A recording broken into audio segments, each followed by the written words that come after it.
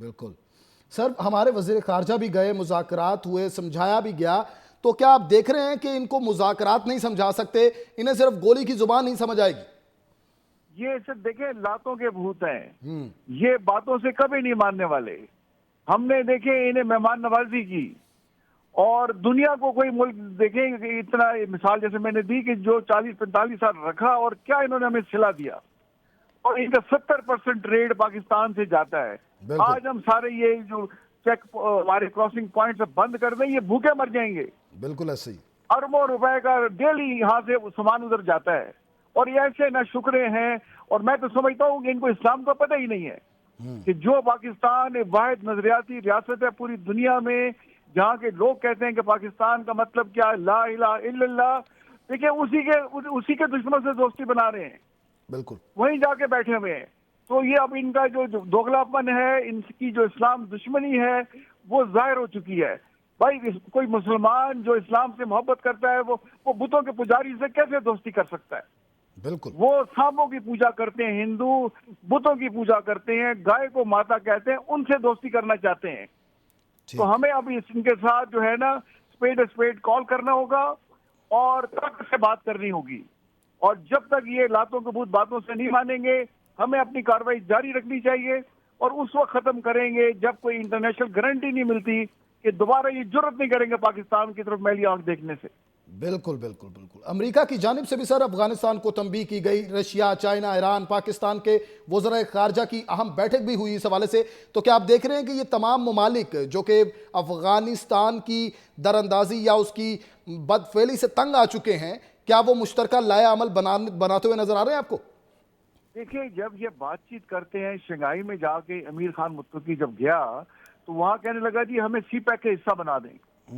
ابھی ماسکو جو وہاں فارمیٹ میں ماسکو گیا ہوا تھا یہ امیر خان متقی، اتنی بڑی گاڑی رکھ کے، اور وہاں کہہ رہے ہیں کہ جی ہم انشور کریں گے کہ ہماری سرزمین کسی بھی دوسری طاقت ملک کے خلاف استعمال نہ ہو۔ یہ کہتے کچھ ہیں کرتے کچھ ہیں، ان کی باتوں پہ اعتبار ہی نہیں کیا جا سکتا۔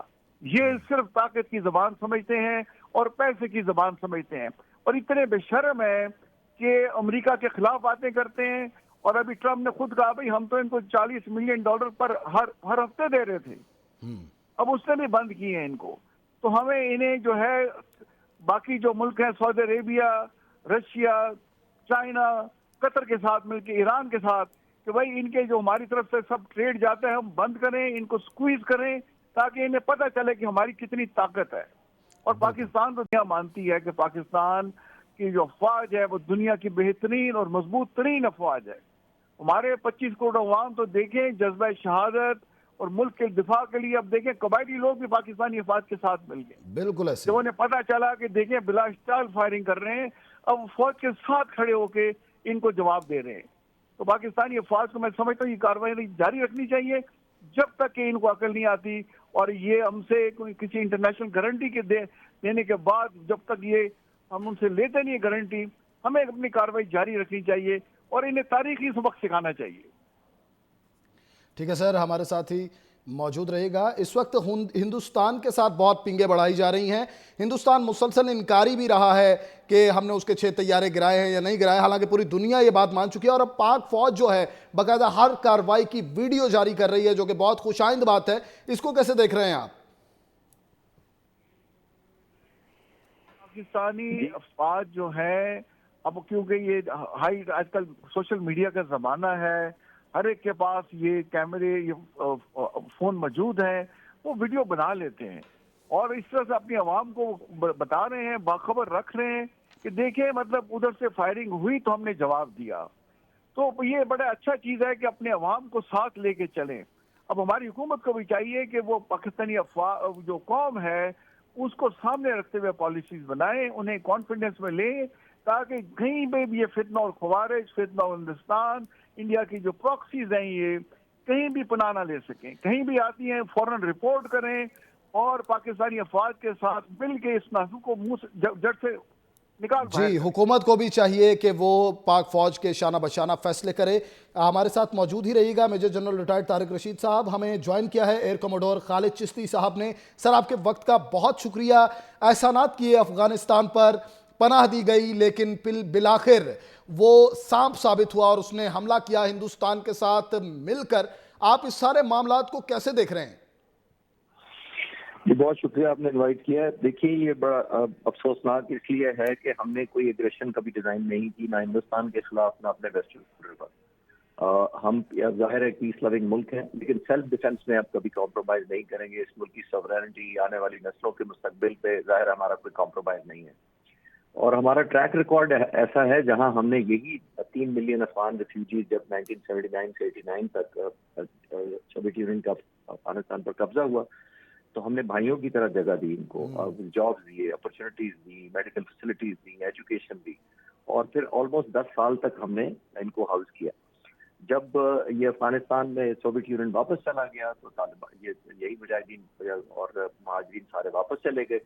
वहां जाकर दोबारा इनकी हुकूमत हो गई। फिर आपने देखा होगा फर्स्ट तालिबान की गवर्नमेंट थी 96 से 2001 तक, 1996 से 2001 तक, वो हम उसको भी सपोर्ट करते थे। 3 सिर्फ मुल्कों ने रिकग्नाइज किया था। आप हिस्ट्री की गवाह है, पाकिस्तान, यूएई, सऊदी अरब ने उस हुकूमत को, तो हम उस वक्त भी इनको सपोर्ट करते थे। फिर 9/11 हुआ तो अमेरिका आ गया, तो फिर ये बहुत सारे तालिबान, बहुत सारे अफगान रिफ्यूजीज फिर पाकिस्तान आ गए। हमने फिर इनको हाउस किया। और आपको वो दिहाई याद करे जब हिंदुस्तान अपनी पूरी कोशिश कर रहा था कि पाकिस्तान को एम्बेरस किया जाए। अमेरिका को वो शायद देता था कि पाकिस्तान डबल गेम खेल रहा है, ये एक तरफ, क्योंकि अफगानिस्तान में अमेरिकी हुकूमत थी, तो उनको ये अमेरिका को ये बावर कराया जाता था कि पाकिस्तान अपने मुल्क से अगेंस्ट अमेरिका एक्टिविटीज करवा रहा है, जो अमेरिका स्पॉन्सर्ड हुकूमत थी अफगानिस्तान में।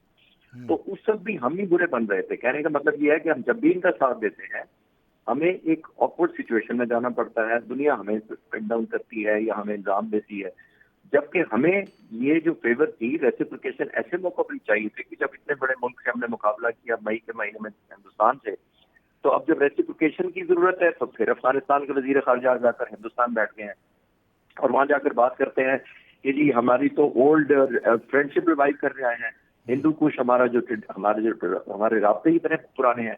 और सबसे बढ़कर उन्होंने कहा कि हमारा दुश्मन भी एक है।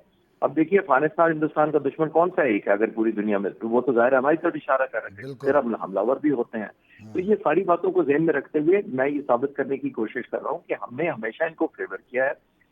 80s में भी किया, फिर 2000 में भी, 9/11 के बाद भी कई साल जब सोवियत यूनियन जब चला गया, अमेरिकन हुकूमत आ गई, तालिबान की हुकूमत के बाद फिर हमने इनको सपोर्ट किया। बल्कि हमने बड़ा अरसा इल्जाम लेते रहे कि हम सिंपैथेटिक हैं, हम सॉफ्ट कॉर्नर रखते हैं इनकी तरफ, अफगानियों की तरफ, इनको हेल्प करते हैं, इसीलिए अमेरिकन गवर्नमेंट वहां स्टेबल नहीं हो पा रही जब अशरफ गनी और उनकी आने वाली बाद में हुकूमत थी। तो ये मैं इसको हिस्ट्री इसलिए आपके व्यूअर्स को अर्ज कर रहा हूँ कि हमने कोई नेगेटिव कभी रोल नहीं प्ले किया, जबकि जब भी अपॉर्चुनिटी होती है आपने नोट किया कि इंडिया इसको कैश करवाता है। बिल्कुल ऐसे ही है, इंडिया की जानिब से ही नेगेटिविटी जो है वो जाहिर होती है। बांग्लादेश के हवाले से बात की जाए तो हसीना वाजिद को पनाह दी जाती है, और अफगानिस्तान के हवाले से अगर बात की जाए तो दरअंदाजी की कोशिशों में भी भारत पेश रहा है।